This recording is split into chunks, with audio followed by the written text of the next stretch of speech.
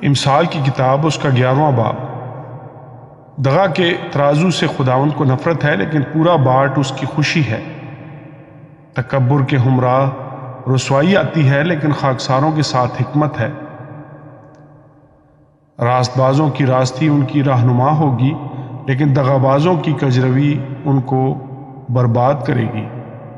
قبر کے دن مال کام نہیں آتا، لیکن صداقت موت سے رہائی دیتی ہے۔ کامل کی صداقت اس کی رہنمائی کرے گی، لیکن شریر اپنی ہی شرارت سے گر پڑے گا۔ راست بازوں کی صداقت ان کو رہائی دے گی، لیکن دغاباز اپنی ہی بدنیتی میں پھنس جائیں گے۔ مرنے پر شریر کی توقع خاک میں مل جاتی ہے، اور ظالموں کی امید نیست ہو جاتی ہے۔ صادق مصیبت سے رہائی پاتا ہے، اور شریر اس میں پڑ جاتا ہے۔ بے دین اپنی باتوں سے اپنے پڑوسی کو ہلاک کرتا ہے، لیکن صادق علم کے ذریعہ سے رہائی پائے گا۔ صادقوں کی خوشحالی سے شہر خوش ہوتا ہے، اور شریروں کی ہلاکت پر خوشی کی للکار ہوتی ہے۔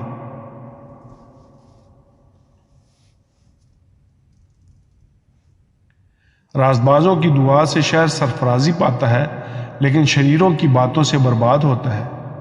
اپنے پڑوسی کی تحقیر کرنے والا بے عقل ہے، لیکن صاحب فہم خاموش رہتا ہے۔ جو کوئی لطرا پن کرتا پھرتا ہے، راز فاش کرتا ہے، لیکن جس میں وفا کی روح ہے وہ رازدار ہے۔ نیک صلاح کے بغیر لوگ تباہ ہوتے ہیں، لیکن صلاح کاروں کی کثرت میں سلامتی ہے۔ جو بیگانہ کا ضامن ہوتا ہے سخت نقصان اٹھائے گا، لیکن جس کو ضمانت سے نفرت ہے وہ بے خطر ہے۔ نیک سیرت عورت عزت پاتی ہے، اور تنخواہ آدمی مال حاصل کرتے ہیں۔ رحم دل اپنی جان کے ساتھ نیکی کرتا ہے، لیکن بے رحم اپنے جسم کو دکھ دیتا ہے۔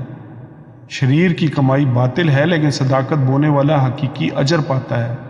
صداقت پر قائم رہنے والا زندگی حاصل کرتا ہے، اور بدی کا پیرو اپنی موت کو پہنچتا ہے۔ کج دلوں سے خداوند کو نفرت ہے، لیکن کامل رفتار اس کی خوشنودی ہے۔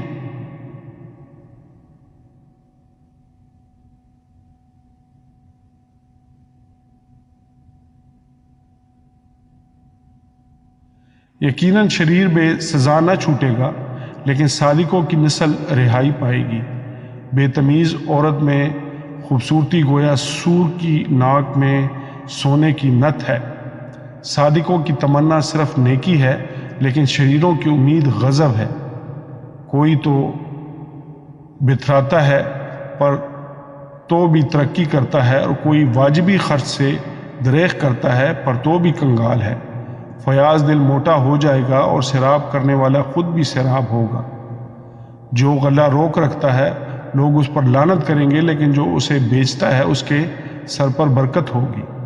جو دل سے نیکی کی تلاش میں ہے مقبولیت کا طالب ہے، لیکن جو بدی کی تلاش میں ہے وہ اسی کے آگے آئے گی۔ جو اپنے مال پر بھروسہ کرتا ہے گر پڑے گا، لیکن صادق ہرے پتوں کی طرح سرسبز ہوں گے۔ جو اپنے گھرانے کو دکھ دیتا ہے ہوا کا وارث ہوگا، اور احمق دانہ دل کا خادم بنے گا۔